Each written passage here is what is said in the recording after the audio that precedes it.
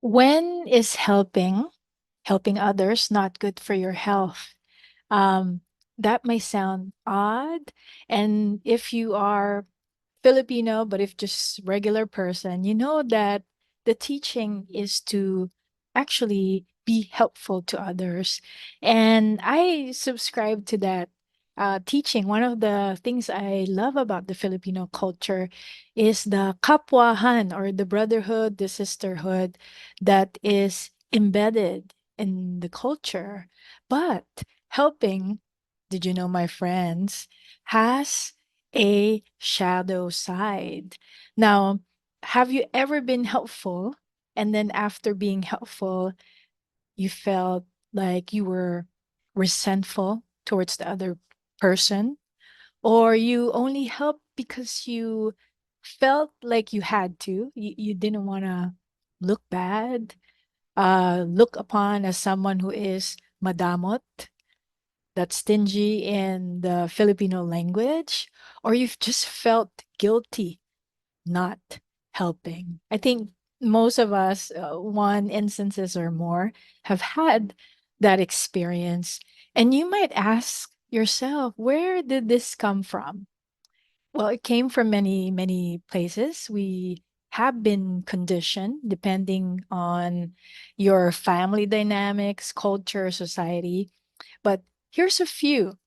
When we bribe, for instance, children to help someone or else, helping becomes a way to control oneself or the other person because you're trying to make things happen. So you're helping for that purpose. Another one is when we make someone feel guilty. "Oh, share mo naman 'yan, oh. Sige ka." As if something bad would happen, or the threat or the feeling, even if the adult or whomever's talking, that may not be their intent. The feeling that it's not okay not to share in any moment. And like I highlighted in just a few moments ago, I subscribe to helping. Helping is a wonderful thing. When somebody's knocked down, our brothers or our sisters, we are all part of humanity. If you've been listening to my podcast, the Pinoy Love Language podcast, or in this channel, you know that's constantly a teaching. It's a spiritual teaching that we all are connected. But going back, another way that we develop um, not the beneficial when helping is not helpful is when we develop a reward system for helping. So if you do this once in a while, fine. But some children become really conditioned that they help because there's a reward. So there's something in it for them. In all of these conditioning, using it as a bribe, making someone feel guilty, constantly using a reward, the feeling of helping is not intrinsic, it's not within oneself, but rather there's an external force that's making it happen. And here's a few ways how you know that you are helping, and helping is actually also good for you, good for your health. Because the title of this video is When Helping is Not Helpful to You. First, there's an ecosystem. The help helper, you as the helper, and the being helped. To allow to figure out if it's good for the ecosystem, it must be beneficial for both.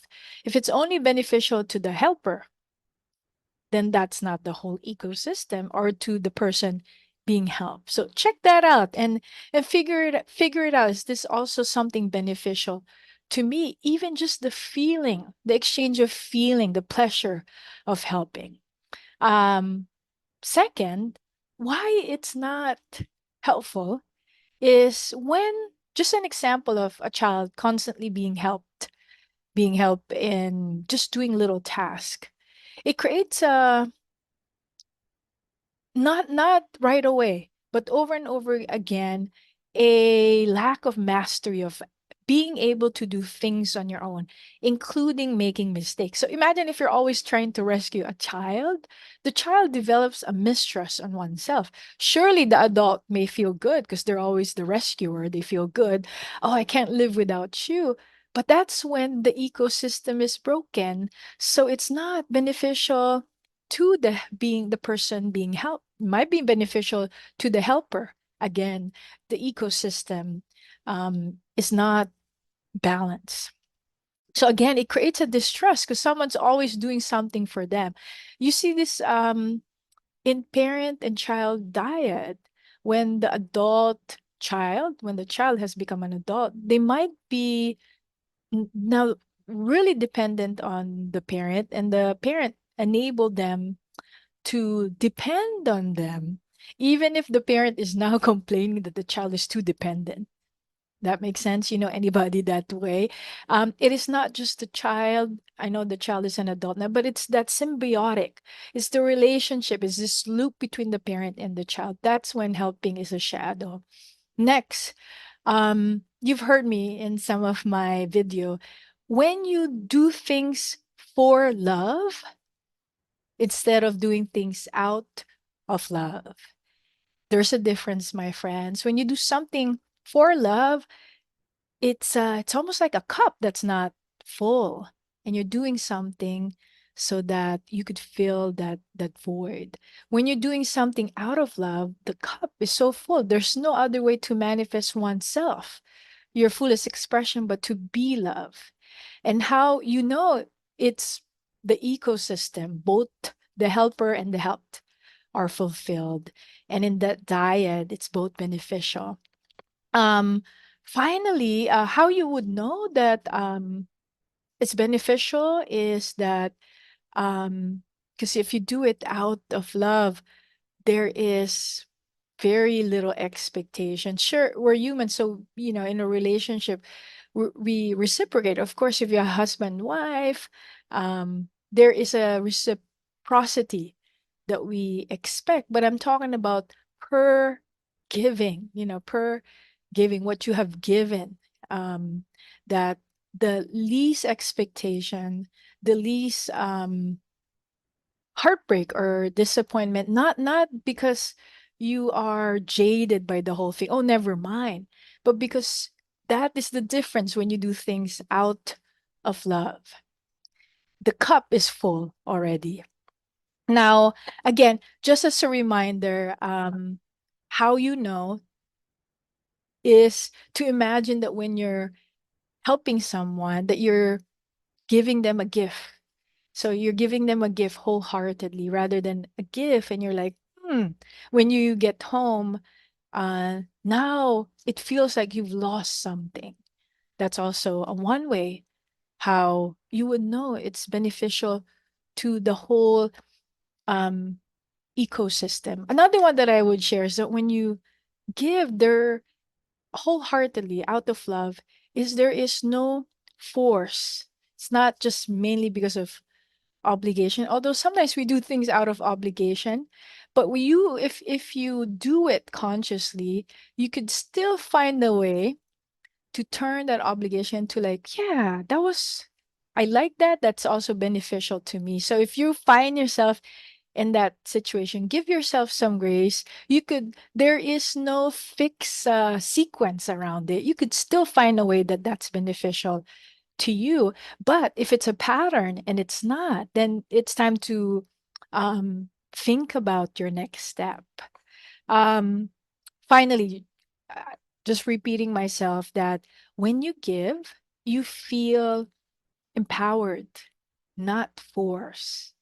And so I will end there, my friends.